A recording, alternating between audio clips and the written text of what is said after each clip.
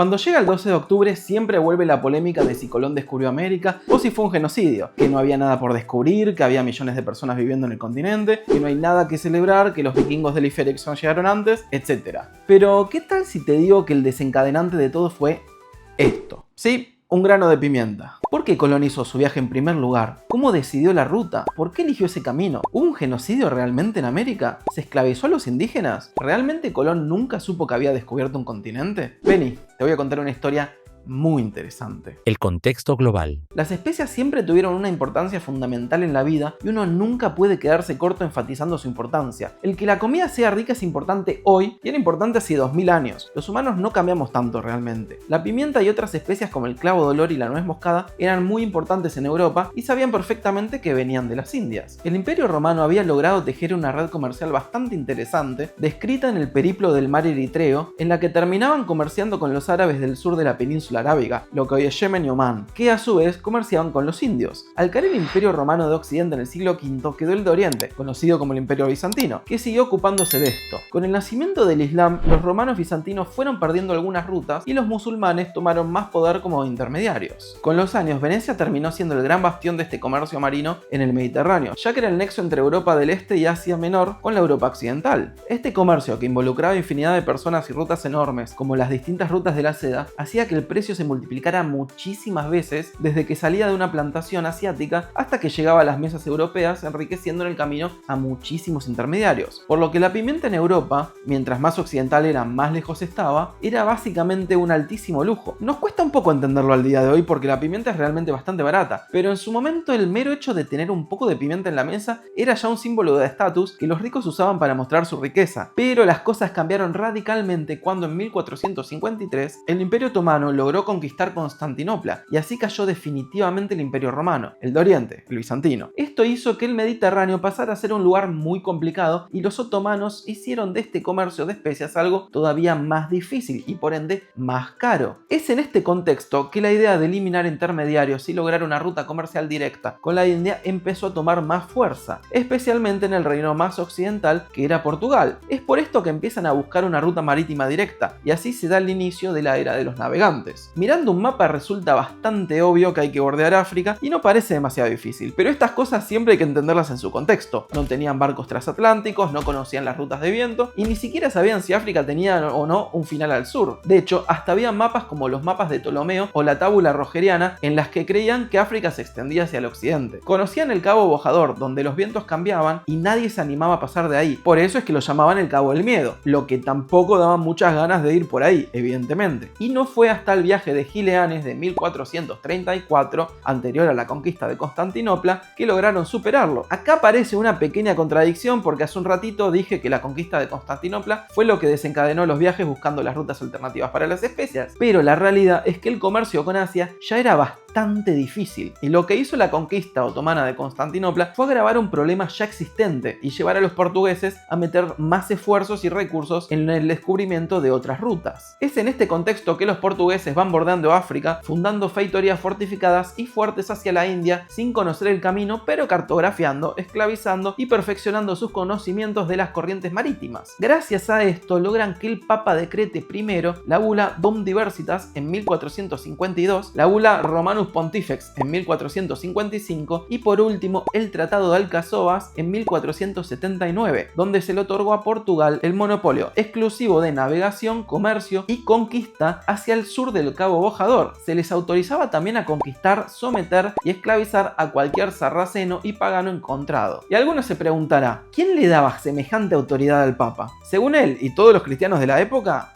Dios. Así que podían hacerlo y ya.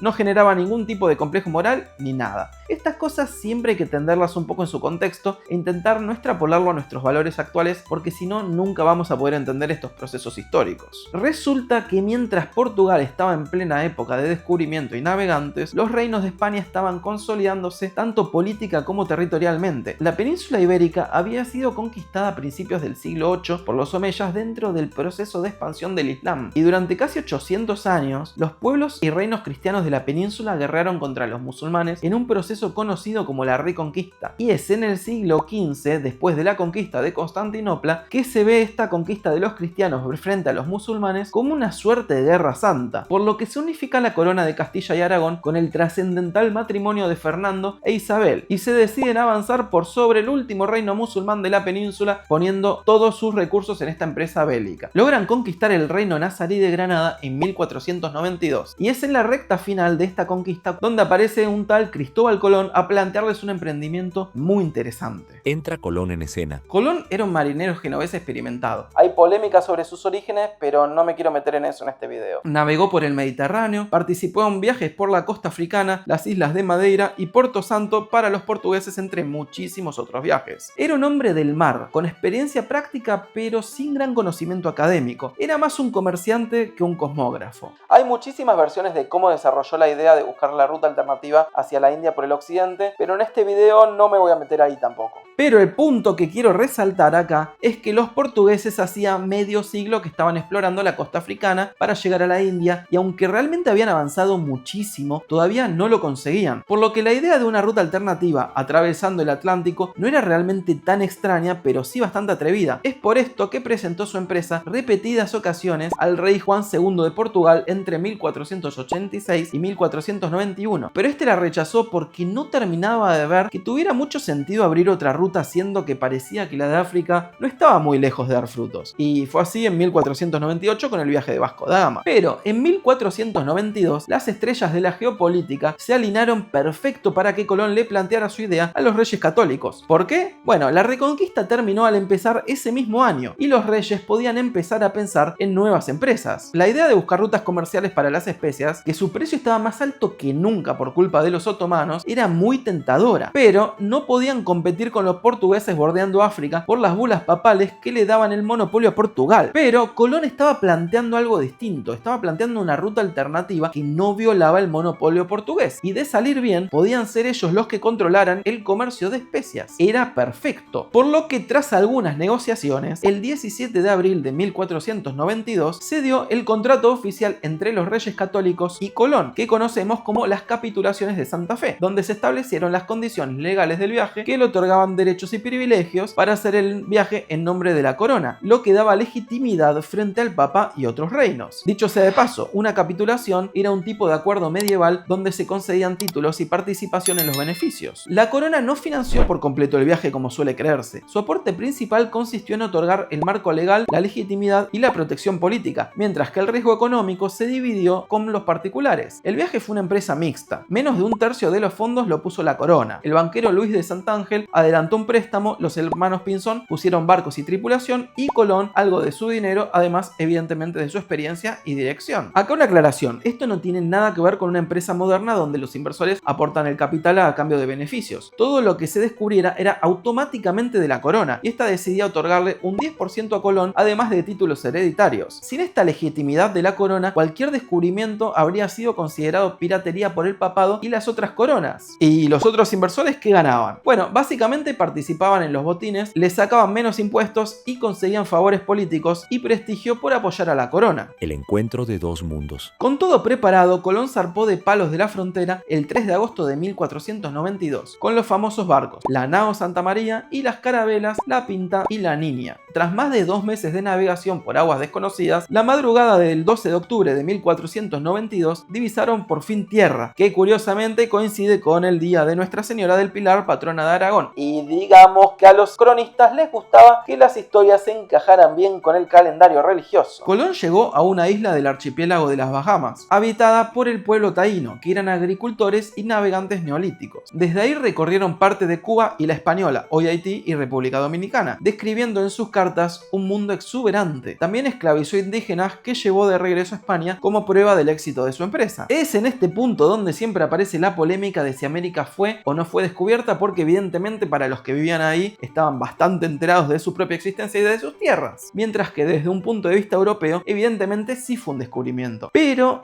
La realidad es que fue un encuentro trascendental entre civilizaciones que llevaban miles de años aisladas por razones puramente geográficas. Eurafrasia es una masa de tierra constante y están documentadas desde la antigüedad relaciones comerciales y culturales como las rutas de la seda, por lo que, aunque con muchas diferencias, podían intercambiar conocimientos, avances de distinto tipo y mercancías, que de hecho el viaje de Colón iba de eso. América, en cambio, estuvo totalmente aislada. El descubrimiento fue que el mundo era mucho más grande de lo que se creía que era, tanto para los europeos como para los americanos. Además, la noticia terminó llegando a Asia y África en poco tiempo. Cuando ambos hemisferios volvieron a conectarse, el intercambio no solo fue de mercancías, fue biológico, cultural y demográfico. Y ese intercambio, que algunos llaman el mayor experimento biológico involuntario de la historia, transformó al planeta entero: animales, cultivos, enfermedades, religiones, ideas y más. Todo empezó a mezclarse, y por qué no decirlo, con clarísimo predominio europeo. Ahora bien, el modelo español que estaban haciendo en este viaje no era igual al portugués. Los portugueses habían establecido factorías comerciales en África y Asia, puertos fortificados para comprar, vender y seguir el viaje. Su objetivo era el comercio, no era poblar. En cambio, la corona de Castilla, a partir de los viajes de Colón, impulsó un sistema de conquista, poblamiento y evangelización con instituciones propias, cabildos y leyes. En otras palabras, el proyecto español fue más territorial y político, no solo fue comercial. Colón no lo sabía, pero ese viaje no era el inicio de una ruta a las Indias, era el inicio del primer mundo globalizado. El Caribe. La vuelta del viaje fue un tanto accidentada. Por una tormenta tuvo que hacer una parada técnica en las Islas Azores, donde lo arrestaron y lo llevaron a Lisboa ante el rey, el cual quería reclamar ese viaje para sí mismo. Colón dijo que esa ruta estaba fuera del monopolio portugués y después de discutir lo dejó ir sin más. O por lo menos eso cuenta Colón, ni un poco sospechoso. Mientras tanto, los reyes católicos pidieron arbitraje al Papa para asegurarse de que Portugal no les discutiera el descubrimiento. Así, en 1493 lograron las bulas alejandrinas reconociendo su porción, pero los portugueses no se quedaron quietos, y al año siguiente se firmó el Tratado de Tordesillas, que movió la línea un poco más hacia el oeste, lo que más tarde le permitió conquistar Brasil. En fin, Colón termina regresando al puerto de Palos y se termina entrevistando con los reyes católicos en Barcelona, que lo recibieron como un héroe, aunque realmente no había vuelto con especias ni nada de valor más allá de un poquitito de oro y algunos indígenas de muestra. Parecía ser que había descubierto una ruta hacia Asia por occidente, así que los reyes aprobaron un segundo viaje con una escala completamente distinta. En vez de 3 barcos, ahora iba a volver con 17 barcos y 1200 hombres entre soldados, religiosos, artesanos y colonos para ya empezar a poblar. La misión era fundar poblaciones, evangelizar a los nativos y establecer un dominio permanente. Esta vez recorrieron gran parte del Caribe, llegaron a Dominicana, Guadalupe, Puerto Rico y finalmente a la isla de la Española, donde fundó la ciudad de la Isabela, que se convirtió en la primera ciudad europea del continente americano. Pero las cosas no salieron como esperaba. Las condiciones eran durísimas, los suministros escasos y los abusos contra los pueblos originarios comenzaron casi de inmediato. Hubo motines, hambres y conflictos internos. Colón fue un gran navegante, de eso no hay ninguna duda, pero era un pésimo administrador. Intentó gobernar colonos como si fueran marineros y terminó enfrentado a todos. Al volver a España en 1496, su imagen ya no era la de un explorador victorioso, sino la de un gobernante bastante malo. De hecho, en 1495, los reyes prohibieron la esclavitud de los indígenas por los abusos que estaba haciendo Colón. Pese a su mal desempeño, los reyes le dieron otra oportunidad. Su tercer viaje consistió en una misión de 6 barcos para explorar más al sur con la esperanza de encontrar la ruta a la India y lograr por fin así la ruta comercial de especias. Encima, ese mismo año, Vasco da Gama logró llegar a la India volviendo a Lisboa con toneladas y toneladas de pimienta, por lo que los reyes estaban empezando a impacientarse porque estaban perdiendo la carrera y aunque parecían prometedores, los viajes de Colón no estaban realmente dando frutos. Fue en este tercer viaje que Colón llega a América continental desembarcando en la actual Venezuela, en la desembocadura del río Orinoco. Quedó tan sorprendido por la cantidad de agua dulce que descargaba el río al mar que en una carta escribió que esas tierras parecían de otro mundo. Y de acá sale la teoría de que Colón sospechaba que no estaba en Asia, sino que en un nuevo mundo. Pero la verdad es que si lo sospechaba no lo dejó por escrito y siguió manteniendo que eran las Indias. También el mapamundi de Juan de la Cosa de 1500 ayuda un poco a esta versión, pero la realidad es que en ese mapa no plantea que sea un continente nuevo. Bien podría estar planteando que las nuevas tierras son en realidad Asia. Como sea, después de su incursión continental, volvió a la Española para encontrar un caos absoluto de rebeliones, con tensiones entre colonos y denuncias contra él por sus abusos de poder, al punto de que la corona envió al comisario Francisco de Bobadilla para investigar y Colón terminó arrestado acusado de tiranía volviendo en 1500 encadenado y completamente humillado. Y aunque Isabel la Católica lo perdonó, no volvió nunca a recuperar su estatus, pasando de almirante héroe a un problema diplomático. Pero esto no le impidió hacer su último viaje para encontrar la ruta de las especias hacia el occidente y recuperar así su honor. Navegó por las costas de Centroamérica convencido de que tenía que haber algún estrecho que lo llevara a las especias, cosa que no existió hasta siglos después con el Canal de Panamá. Después de casi un año varado en Jamaica, terminó regresando a España completamente derrotado y envejecido. Murió en 1506 convencido de que había llegado a Asia y sin tomar conciencia de que su empresa fue uno de los hechos más trascendentales en la historia de la humanidad. La conquista de América. Acá toca un poco hablar de la leyenda rosa y negra de la conquista. Tras la llegada de Colón a nombre de la corona española comenzó un proceso que cambió el mundo para siempre. Pero por un lado se habla de una gesta civilizadora donde se llevó la fe, la lengua, la cultura y el derecho occidental, donde mejoró absolutamente todo. Y por el otro también se habla de un genocidio masivo, esclavitud y abusos. Bueno, ¿qué hay de cierto en estas dos posturas? Es cierto que Colón esclavizó indígenas desde su primer viaje en 1492, pero los reyes católicos reaccionaron relativamente rápido en 1495 prohibiendo su esclavitud justamente porque consideraron que Colón estaba siendo demasiado abusivo. La orden dictaba que los indios debían ser tratados como hombres libres y no como esclavos porque eran vasallos de la corona y no propiedad de nadie. Como súbditos estarían al mismo nivel legal que los peninsulares. Pero, y siempre hay un pero, de la misma forma que la gente escupe en la calle aunque eso esté prohibido, muchos conquistadores siguieron esclavizando indígenas aunque estuviera prohibido. Las leyes no siempre se cumplen. Y en este caso la corona no tenía tanto poder efectivo en América en ese entonces como para hacer cumplir esas leyes. Además, en esta primera ley decía que se prohibía la esclavitud salvo en casos de guerra o rebeldía, por lo que solía usarse como excusa para esclavizar igualmente. De hecho, es por esto que en 1500, 1503, 1512 y 1542 tuvieron que reforzar las leyes sobre la esclavitud indígena. Y convengamos que si durante 50 años legislaron sobre lo mismo es porque no se estaba cumpliendo tanto. También creo que esto hay que ponerlo un poco en la perspectiva de la época. No es como que los indígenas no se esclavizaban entre ellos y llegaron los españoles con una práctica desconocida. De hecho, lo novedoso y hasta revolucionario era que la esclavitud fuera combatida por la corona. La de indígenas, la de negro estaba todo bien, esa hasta la promovían. Y como esta esclavitud estaba prohibida, los españoles utilizaron métodos de pseudoesclavitud. La mitad la copiaron de los incas, aprovechando que ya estaban acostumbrados. Consistía en un reparto obligatorio de trabajo rotativo que se usó principalmente en las minas. El yanaconazgo era típico del mundo andino y era una especie de servidumbre hereditaria donde los no esclavos eran parte de la tierra sin libertad de movimiento. Y la encomienda era un sistema medieval donde el encomendero debía proteger y evangelizar a los indígenas a cambio de su trabajo o tributo. Aunque al día de hoy nos parezca raro, lo revolucionario para ese momento es que en la iglesia se debatió mucho sobre si los indígenas tenían o no tenían alma. Esto no es menor, porque si tenían alma significaba que eran humanos exactamente igual a ellos y por lo tanto con los mismos derechos, pero si no la tenían estaban al nivel de animales exóticos. Y no fue hasta 1537 con la bula Sublimi Deus y el debate de Valladolid de 1550 que se zanjó esta discusión donde los indígenas fueron considerados iguales formalmente. Es por esto justamente que hubo tantas idas y vueltas con este tema. Mientras tanto, en el terreno las conquistas avanzaron, donde las más importantes y con diferencia fueron las de Hernán Cortés en México y la de Francisco Pizarro en el Perú, donde no se enfrentaron a tribus neolíticas desorganizadas, sino a verdaderos imperios, el mexica y el inca. Estos imperios ejercían su dominio sobre otros pueblos con impuestos, sacrificios, esclavitud y trabajos forzosos. Es por eso que muchos pueblos indígenas se aliaron con los españoles para librarse de sus opresores, lo cual genera la realidad incómoda de que los europeos no conquistaron América solos, sino con la ayuda de pueblos indígenas que buscaban liberarse de sus opresores también indígenas. De hecho, para Cortés habría sido imposible derrotar un imperio con millones de habitantes como el mexica con unos pocos cientos de soldados. Justamente los que libraron la batalla fueron los pueblos oprimidos por el imperio. Lo que hizo Cortés fue liderarlos y una vez derrotados imponer la ley española. Ahora, no se puede negar tampoco que los pueblos del Caribe como los taínos, caribes, lucayanos y arawak prácticamente desaparecieron con la llegada de los españoles, aunque el mayor culpable fue la biología. El aislamiento de América hizo que no tuvieran anticuerpos a enfermedades occidentales como la viruela, lo que terminó matando a un porcentaje altísimo de la población americana, solo comparable y quizás peor a la peste negra que los mongoles llevaron a Europa y mató a la mitad de la población euroasiática. Derecho, ciudades y cabildos. Ahora, llegado a este punto, ¿en qué consistió exactamente la conquista en sí? Lo que realmente consolidó el dominio español en América no fue la fuerza militar. De hecho, no tendría ningún sentido que así fuera. Los españoles eran muchísimos menos. Solo viendo la conquista del Imperio Mexica de unos 600 españoles frente a millones de indígenas, nos damos cuenta que eso sería imposible. Lo que verdaderamente consolidó el dominio español fue el derecho y las instituciones. Desde el comienzo los territorios americanos fueron considerados parte de la corona de Castillo y no simples colonias. Puede parecer un tecnicismo, pero no lo es. Las tierras descubiertas eran reinos y provincias del mismo monarca con sus propios órganos de gobierno, tribunales y leyes. Por eso los documentos oficiales de la época no hablaban de colonias, sino de las Indias. Porque el hecho de no haber llegado a la India no hizo que dejara de ser la India. Nunca dejes que la realidad te contradiga. Eran un conjunto de reinos integrados dentro de una monarquía compuesta que se extendía a ambos lados del Atlántico. Para mantener el orden, la corona fue creando un cuerpo legal conocido como las leyes de Indias, que reunían normas sobre prácticamente todo, empezando desde la fundación de ciudades y trazados de calles hasta el trato que debían recibir los indígenas. La idea era que el imperio fuera un espacio jurídicamente controlado donde cada nuevo territorio se organizara siguiendo un modelo casi prefabricado. Es por eso que todas las ciudades fundadas por los españoles tienen una plaza mayor, una iglesia, una casa de gobierno y solares distribuidos en damero. El urbanismo no era casual, era una herramienta de orden político. Fundar una ciudad no era simplemente construir casas, era proclamar la soberanía del rey, y en cada fundación se erigía el símbolo más importante de la autoridad local, el cabildo. Este era la institución municipal más importante. Estaba compuesto por alcaldes y regidores elegidos entre los vecinos. Tenía funciones judiciales, administrativas y militares. En la práctica fue el primer espacio donde los criollos, hijos de españoles nacidos en América, empezaron a ejercer poder político. De hecho, con el pasar de los siglos, esos mismos cabildos terminaron siendo la base de los movimientos independentistas en toda América. Es por esto que decir que eran colonias no sería del todo correcto. Eran redes de ciudades autónomas integradas bajo la autoridad del rey, pero con vida institucional propia. Por otro lado, estaba el sistema judicial y administrativo que se organizaba con audiencias y virreinatos, que actuaban como tribunales superiores y también como órganos de gobierno. Los virreyes eran representantes directos del monarca. No era muy distinto a lo que de hecho había en la misma península, que había virreinatos como el virreinato de Cataluña, Valencia o Mallorca. En América los primeros fueron el virreinato de Nueva España en México en 1535 y el virreinato de Perú en 1542. Este entramado burocrático permitió al imperio sobrevivir durante 3 siglos con una administración bastante eficiente que permitió que América prosperara significativamente, que fundara universidades desde el siglo XVI, imprentas, hospitales y una red de caminos que conectaba territorios inmensos. Dinero y mundo. A todo esto, el descubrimiento de América al principio no estaba siendo muy rentable. La intención original era encontrar una ruta comercial para conseguir especias y venderlas en Europa, y así enriquecerse. El encontrar un nuevo continente era interesante, pero no estaba generando muchas riquezas, o por lo menos no como estaba generando Portugal con su emporio comercial con Asia. Esto fue así hasta 1545, cuando descubrieron el Cerro de Potosí en lo que hoy es Bolivia. Era tan rico en plata que los españoles decían que con su plata se podía construir un puente desde América hasta España. Durante los siglos XVI y XVII, Potosí, Zacatecas y Guanajuato produjeron más de la mitad de la plata del planeta. Esa riqueza transformó la economía mundial. La plata americana se convertía en una moneda global. Llegaba a Sevilla, de allí al resto de Europa y Asia, que los chinos era prácticamente lo único que aceptaban a cambio de su seda, porcelana y té. Gracias al viaje del Cano y Magallanes, los españoles llegaron a Asia, las islas de las Especias y Filipinas. Así, décadas después, nació el circuito del Galeón de Manila, que unía cada año Acapulco con Filipinas y desde allí con Cantón y Pekín. Era la primera globalización. Europa, América y Asia conectadas por un mismo flujo de metal. Pero como bien conocen mis compatriotas argentinos, cuando hay demasiada oferta monetaria es un problema. Generó una inflación y una devaluación brutal conocida como la revolución de los precios, que arruinó a buena parte de la población española, terminó financiando guerras y enriqueciendo a países extranjeros. De hecho, América se quedó con más beneficios reales que España con la extracción de la plata. Financió infraestructura, ciudades enteras, caminos, templos, universidades y más cosas. Aunque hay que mencionar que el costo humano no fue precisamente menor. Las minas de Potosí se llenaron de indígenas y esclavos africanos sometidos a la mita con jornadas brutales y envenenamiento por mercurio a los que muchísimos no sobrevivían. El debate moderno. Cada 12 de octubre, la historia de la conquista de América vuelve a ser un campo de batalla. Vuelven los lemas de que no hay nada que festejar, que la conquista fue un saqueo, destrucción, genocidio y esclavitud. Pero por otro lado, se plantea que España fue modélica con su conquista y que no hizo nada malo. A ver, acá me voy a mojar y dar un poco mi opinión. La conquista fue positiva. Integró al continente americano en el mundo y trajo instituciones, derechos, escritura y ciencia. Se cometieron abusos que incluso para la época eran mal vistos. La llegada de los españoles, principalmente por epidemias, mató a más de la mitad de la población americana y según algunas fuentes, más del 70%. Por lo que para esos muertos claramente no fue positivo. Pero América estaba realmente muy atrasada en todo sentido y los dos imperios que había eran realmente nefastos. impuestos. Los mexicas eran probablemente uno de los imperios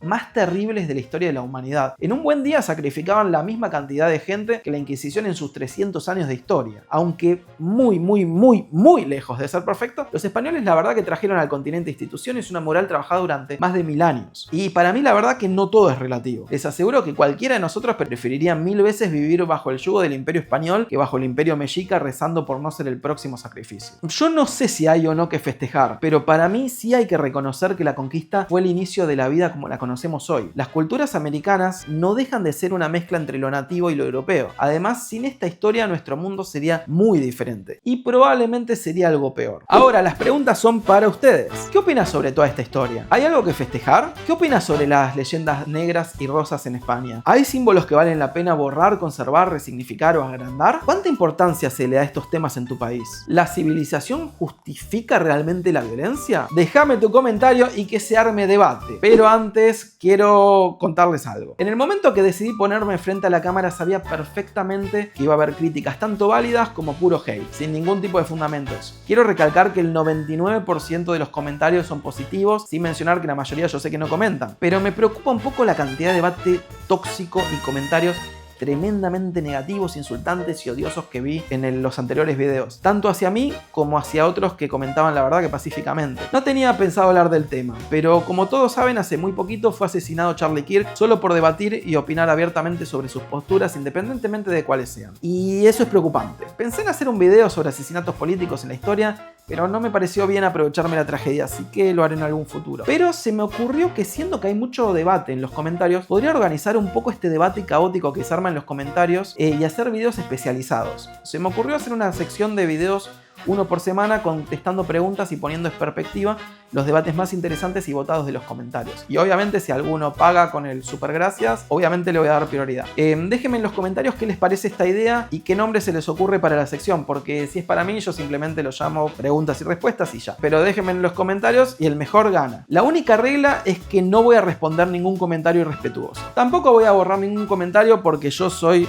fan de la libre expresión. Pero hay que ser civilizado porque debatiendo la gente se entiende. El insultar a una persona con la que tenés diferencias lo único que logra es generar rechazo y eso embarra cualquier tipo de discusión. Y llevado al extremo termina generando autocensura como esos espacios seguros donde no se permite la discusión por miedo a la disidencia y la intolerancia al que piensa distinto, que cuando esto llega a los más violentos, termina en violencia física como bien vimos hace poco. Toda crítica constructiva o bien fundamentada es más que bienvenida, pero las críticas violentas o sin ningún tipo de fundamento sepan que habla más mal del que la hace y no del que la recibe. Gusto o no, la historia está politizada y me expongo inevitablemente a comentarios de personas a las que toqué fibras sensibles porque puedo poner en tela de juicio fundamentos sobre su identidad, nacionalidad, memorias colectivas y narrativas de poder. Sepan que todo lo que digo en este canal tiene fundamento teórico atrás y me baso en mi bibliografía siempre. No soy el dueño de la verdad en lo más mínimo ni pretendo serlo, pero todo lo que digo lo hago con fundamentos.